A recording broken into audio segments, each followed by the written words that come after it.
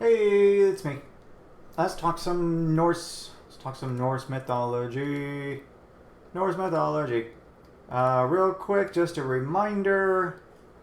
Quiz 4. Actually, all 4 quizzes are due this coming Saturday. That's in 2 days. And just to tell you again, once again, there are no extensions. I cannot have any extensions on this quiz because you've had 4 weeks to do it. So, unless your leg's fallen off or something, just let's make sure we get them all done and turned in and completed by this coming Saturday. All right. Now, let's talk Norse mythology. Norse mythology. Here we are. We're in Scandinavia. This is generally the same area that Beowulf took place in: Finland, Sweden, Norway, Denmark, Iceland. Here is the arrangement of reality according to Norse mythology. The 9 worlds. We have Midgard, home of the humans. Right, that's where we live. We have Asgard, home of the gods. Muspelheim is home of the fire giants and demons. Nidavellir is home of the dwarves. Helheim for the dishonorable dead. Niflheim for ice and fog. Jotunheim for giants. Vanaheim for Vanir. And Alfheim for light elves. Hang on one second. Let me shrink this down just a little bit so you can see more. Maybe that'll help. I don't want to block the info here. And then, so we see the Midgard serpent, the world serpent, Jormungand down here. All right. So we have some carryover from Beowulf. We have Wergild making an appearance again. That was the compensation, the money that the king would have to pay to a soldier's family if they died in battle. We have Word being that unalterable fate, that destiny, that unavoidable fate. We have some similarity to the chivalric code. We haven't talked about the chivalric code because normally we would do that in King Arthur week, but we haven't done King Arthur this semester. But we have some similarities there. Reputation is highly valued.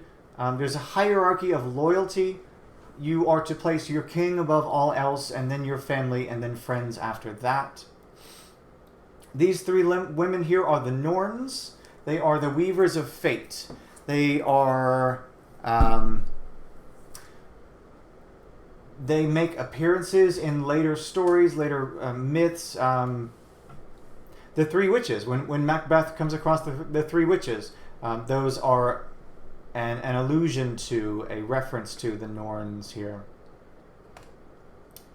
The marks of a Norse hero: honor is the utmost importance. You earn that honor through battle. Justice is handled privately, and opposite from King Arthur, a warrior's family, a warrior's background, and a warrior's lineage holds much less weight than it did in King Arthur's court. Just like Beowulf. So the major gods that we're talking about in this pantheon are Odin, god of war and poetry. He can see the future with his one good eye but can't change it. He's always accompanied by 2 ravens, Hunin and Munin, who report the goings-on of the world. They fly around the world each day and come back and tell him what's happening. He also has 2 wolves, but I don't remember their names. This is goddess Frigg, wife of Odin, mother of Balder. She's a fertility goddess. We've had some fertility goddesses in the past. Demeter is the one that comes up foremost for me. She was a fertility goddess. When we get to Japan, Amaterasu is considered a fertility goddess. When she goes away, nature just kind of stops. So that's the mark of a fertility or a season, a harvest god.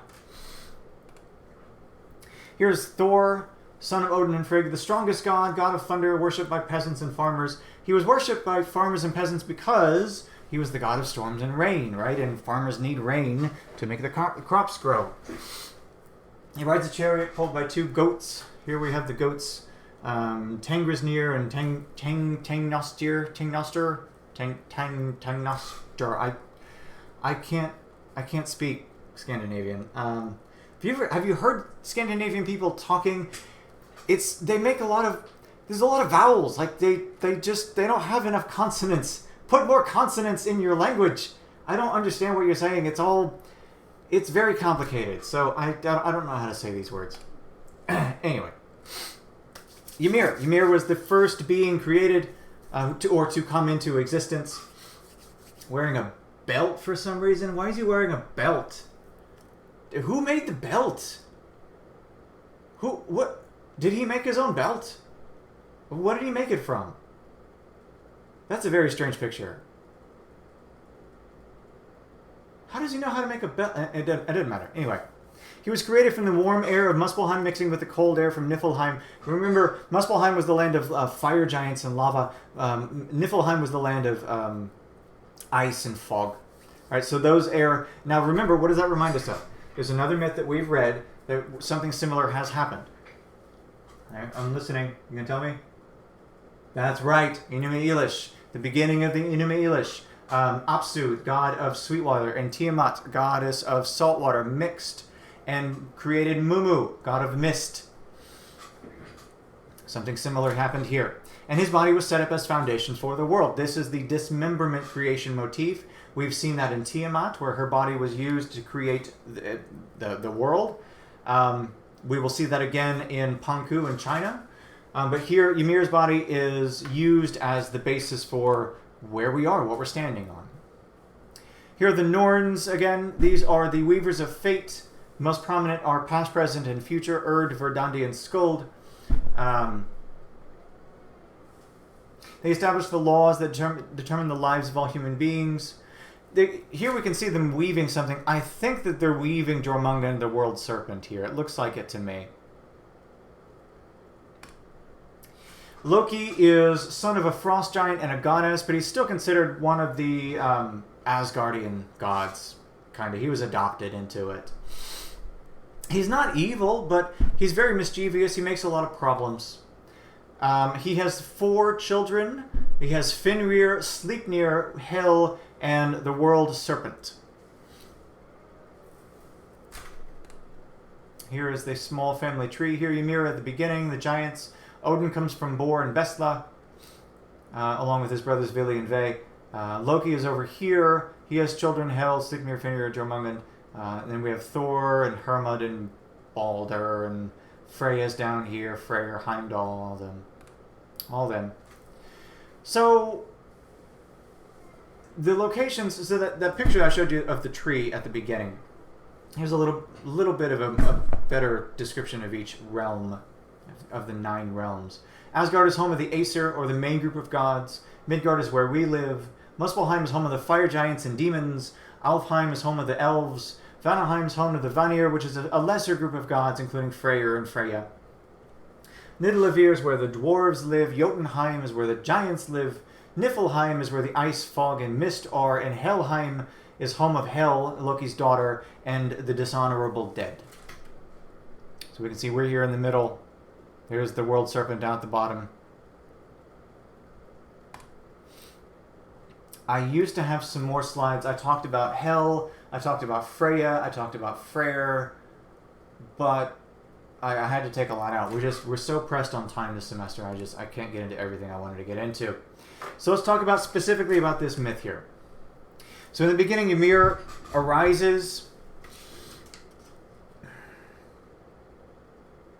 Yeah, this is disgusting, by the way. Listen to this. The frost giants lived before the time of endless winters, before the earth was formed. Life first grew from the drops of melted foam of venom and developed into the first being a frost giant named Ymir. The venom from which he was created made him wild, fierce, and evil. Then from the thawed ice a cow, Audhumla, arose, and Ymir fed upon the 4 rivers of milk she produced. While Ymir slept, he sweated. From the moisture in the armpit under his left arm, a man and a woman emerged. How lovely. Ymir became the father of all the families of frost giants. Like their father, they were evil creatures. Let's see here. So,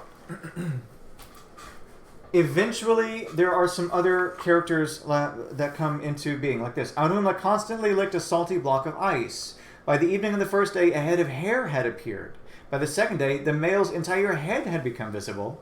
By the end of the third day, the whole male, called Buri, had emerged from the block of ice. Buri was tall, handsome, and strong, and he was the grandfather of the gods. He had a son named Bor, who married Bestla.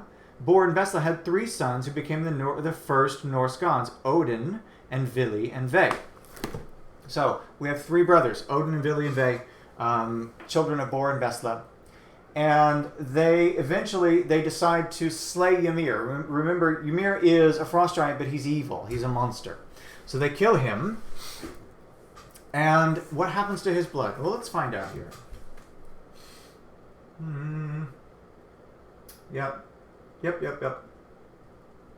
The 3 gods took the corpse of Ymir, carried it into the middle of Gugunagap, and made the world from it.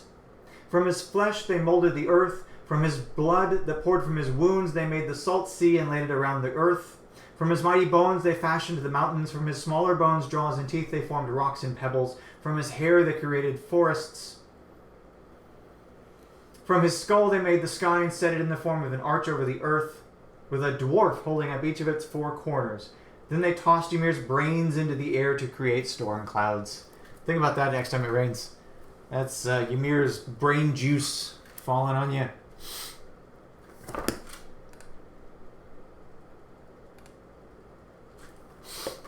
I'm going to skip that Tolkien question, but... and then part of the myth here is that one guy says, I did not know the dwarves existed before human beings. How did they come to be? You don't want to know. Originally, the dwarves came to life as maggots in Ymir's flesh.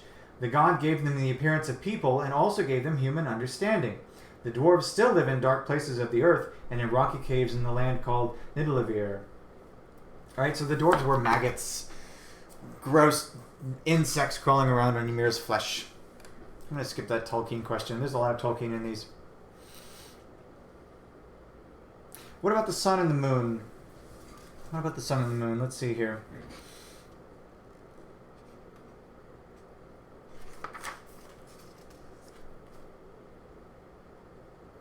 Dang it, you know, I'm failing you because I haven't marked where these things are. I remember kind of general area of where they are. Shoot.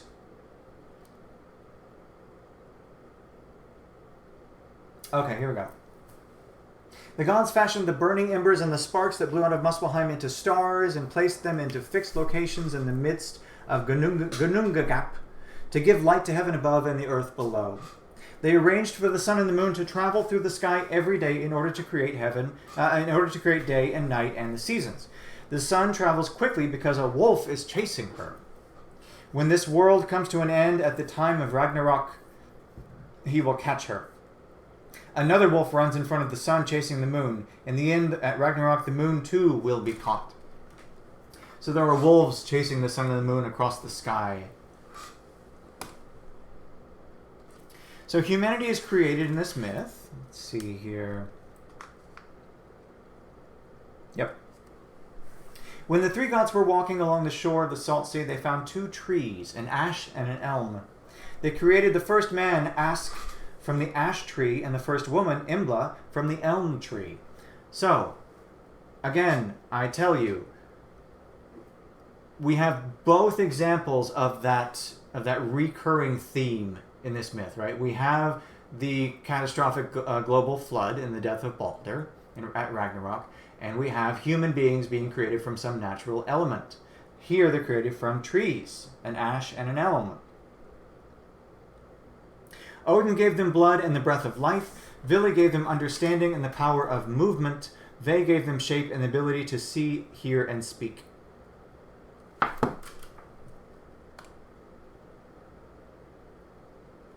Skip that.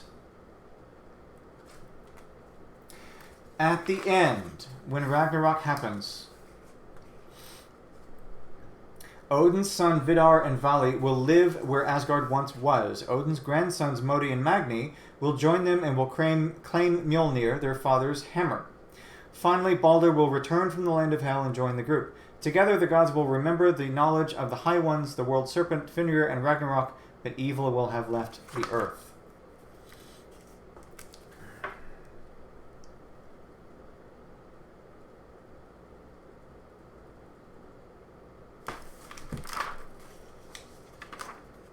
So,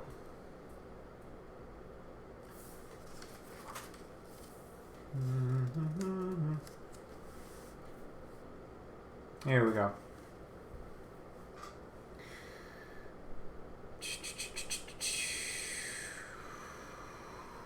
Odin, okay, is talking about Ragnarok here.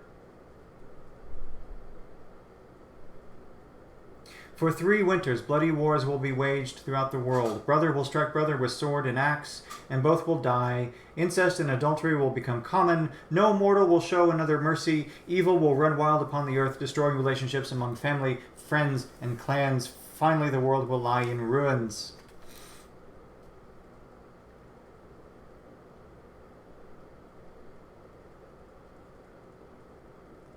Well, where is this? The friggin'... Dang it. Okay. Alright, skip that one. Because I'm bad at this. I'm bad at this. Loki!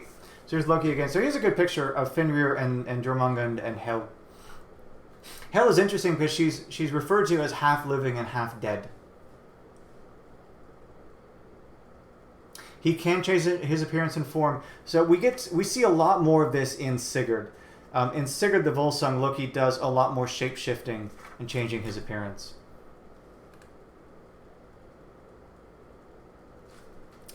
So like I said, he is not evil, but he is mischievous. He causes a lot of problems.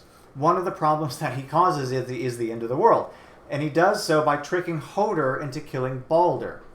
Hoder is blind, and Loki... Well, we'll talk about that in a second, but... after Balder dies, Loki disguises himself as a giantess to prevent Balder from coming back, and he is instrumental. Ragnarok would not have happened if Loki didn't take his actions. Here is Balder the Good, son of Odin and Frigg. He's the only god to return after Ragnarok. And it's believed to be kind of a holdover from the agricultural fertility myths in which a god must die for resurrection to occur. It's that theme of agriculture. It's the theme of winter passing into summer, of the crops dying and then coming back again. So the gods themselves can do that. And that's what Balder does. And then Hoder is blind. He is Thor and Balder's brother, and he's tricked into killing killing Balder, because he just wants to be part of the festivities, right? He just wants to have a good time. He feels left out. There's Hel. There she is. Daughter of Loki and a frost giantess, so she's like triple evil. Ruler of the Netherworld, or Helheim. And she refuses to return Balder because of what Loki does, because of Loki's trickiness. Hel refuses to allow Balder to return to the world until after Ragnarok has happened. I guess I still have these up here. Okay, good. Njord, god of fertility and the winds. I thought this was funny. Skadi, the daughter of a frost giant, chose him for marriage based on his beautiful feet. She thought that she was choosing Balder from a lineup of men behind a curtain, but she got Njord instead. He apparently has wondrous feet, as you do. And then Frey, or Freyr, is god of fertility on earth, ruler of the sun and the rain. One of the few gods requiring human sacrifices. We don't see a lot of that. We see a lot of grain sacrifice, a lot of animal sacrifice, but not a lot of human sacrifice. So that's interesting there. Freya is his sister, goddess of love and beauty and sexuality, queen of the Valkyries. We did actually read a myth about Brising's necklace, but we just don't have time for it. And who are the Valkyries? The Valkyries are choosers of the slain. These are the battle maidens. These are the goddesses that come down and choose worthy fallen soldiers to take them to Valhalla to drink and be merry until Ragnarok happens. So if you are brave, if you're virtuous and strong in battle, then maybe the Valkyries will come down and take you up to Valhalla, where you will party and drink and raise the roof until Ragnarok happens. Alright, Death of Balder. So, this is funny. So Frigg is so worried about Balder. She doesn't want him to die, and so she does something to try to ensure his safety, right? So what does she do?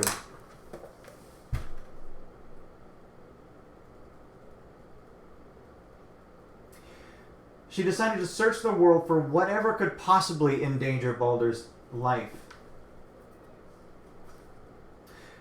Freya traveled from one end of the world to the other. She approached every plant and every animal, every bird and every serpent, every metal, every stone, every illness, every poison, every drop of water, every speck of earth, every spark of fire.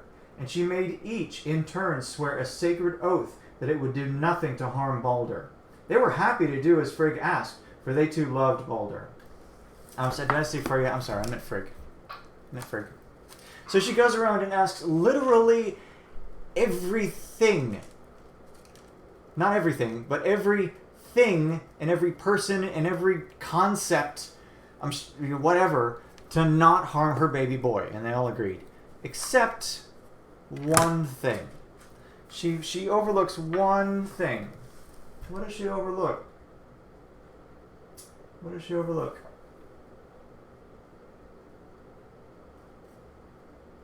Where is... I want to read it. I know what it is. Where is it? There it is. So the only thing that she leaves out... Well, I did miss one thing, Frigg replied, but that was intentional. A little mistletoe bush grows west of Valhalla. I did not demand that it take a sacred oath because it seemed too young to harm anyone. That was a mistake. That was wrong.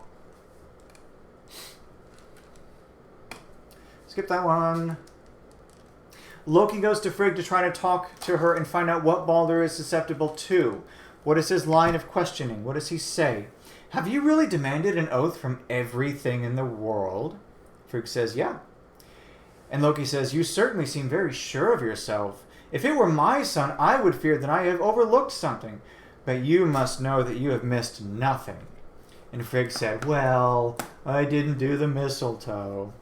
And Loki said, I'm certain you were right about that. About it being too small to harm anyone. It's not too small. And now Loki knows what he needs. So his questioning here, his reasoning here is... So listen to this. So this is why Loki does all this. Loki has a reason for doing all this. He's jealous. He's jealous of Baldur. Loki watched Baldur's invulnerability. Now remember, Baldur is invulnerable because his mother Frigg asked everything and everyone to leave him alone. Loki watched Baldur's invulnerability and hated him for it. He disguised himself as an old woman and visited Frigg. And he says, I admit, are you aware that the gods have gathered in assembly to throw things at one who stands among them? I must admit that he seems to enjoy it, but he is such a beautiful god. It would be sad if someone killed him. Maybe you should walk down there and see for yourself. You might want to do something about their foolish sport. I agree. Like, why? You say he's invulnerable. You say that he can't be killed by anything. Why are you trying? Why are you testing that out? You're throwing things at him just to see what would work. Now, at this time, most of the gods don't know that the death of Baldur would lead to Ragnarok. Right? If they knew that, I'm sure, hopefully, they wouldn't be throwing things at him. But I don't understand. Why? What are you doing? What are you doing? Why are you doing that? Don't do that. There's my Loki fish, because he turns into a fish. Numbers. Okay, numbers. We've talked to numbers before. I'm telling you, numbers are important in these myths. Where are my numbers? Dang it. There we go. Here we go. Found it. Page 470, about halfway down. Odin added his own treasure. So this is when Baldur has died and the gods are mourning him and they are including treasures to send with Baldur to the underworld. Odin added his own great treasure, his wondrous gold arm ring that created 8 more gold rings of equal weight every 9th night. So it's an arm ring that creates 8 copies of itself, so 9 rings, every 9 nights. Meanwhile, Hermod rode for 9 days and 9 nights through the land. Is there another 9 in here? I think there's a couple more 9s in here somewhere. But there's a lot of 9s. So 9 is our number for this myth. Again, you ask me what the significance is. I don't know. I can't tell you. Okay, so Balder is cremated along with these valuable things. Why include these valuable things with the person who is being cremated?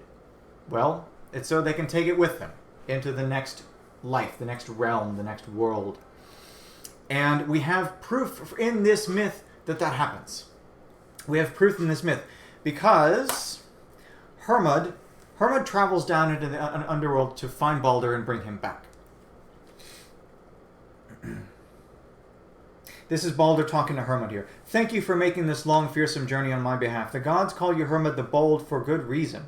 Only Father and the great Thor have as much courage as you. Do this favor for me. Return our father's wondrous golden arm ring to him as a token of my love for him. So the arm ring that Odin included with Balder when he was cremated, Balder now has and is able to return to Odin. Right? So we have proof of that in the myth. That's a thing that happens.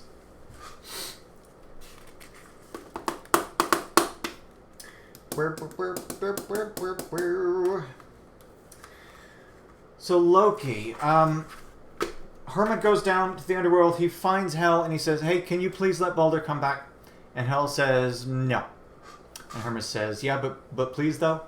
And Hel says, "Okay, I will, but only if everything and every person in the world weeps for him. Everyone must mourn Balder. And if they do, then Balder can come back." So everything does. Everything, every person, every fish, every animal, every plant, every rock, every cloud or whatever mourns for Loki, or for Balder. Except Loki. Loki transforms himself into a giantess and refuses to mourn for Balder. And because of that, Hel says, "Well, sorry, you didn't fulfill your end of the bargain. Balder has to stay here." The other gods realize, they discover that it was Loki who had done this, and they get upset, and they go to find Loki, and he flees. This is the giant. This is Loki talking when asked to mourn for Balder. "No one will ever see tears flow from my eyes and course down my cheeks. Balder means nothing to me, whether he is alive or dead. If Hel has him in her kingdom, let her keep him there." So, yeah, so the other gods heard the story, tears streamed down their cheeks. They knew who was to blame for this foul deed. The giantess who refused to weep for Balder was none other than Loki in one of his many disguises. So Loki, knowing that he had fooled no one, ran for his life. And he finds a house. Let's see here. He hid high upon a mountainside above the sea, where he built a small, inconspicuous house with one door facing in each of the 4 directions. And he would change himself into a fish at night and hid among the waters of nearby waterfalls, where he caught smaller fish for dinner.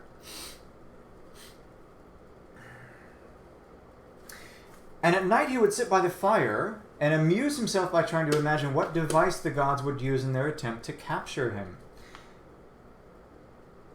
"This would certainly be a fine way to catch a fish," he exclaimed. He was making a net. So that's very mischievous of me to me. That's very, like, he doesn't feel bad about it. He's enjoying the chase. He's having a good time. Oh.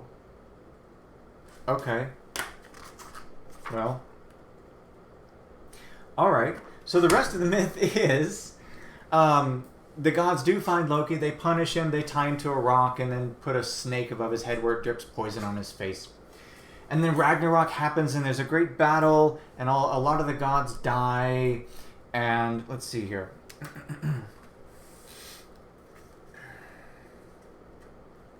The entire world came to an end with Ragnarok. Gods and giants killed each other. Raging flames destroyed anything the earthquakes had left untouched. The earth became a wasteland, and in time a great flood covered it. At the dawn of the new age, the earth rose forth from the sea, fresh, fertile, and green. Balder left the kingdom of the dead and joined the young gods who had survived the great destruction. The world, as they had known it, had disappeared, but they hoped to preside over a better one. So Balder dies. The other gods are unable to prevent Ragnarok from happening. Ragnarok happens.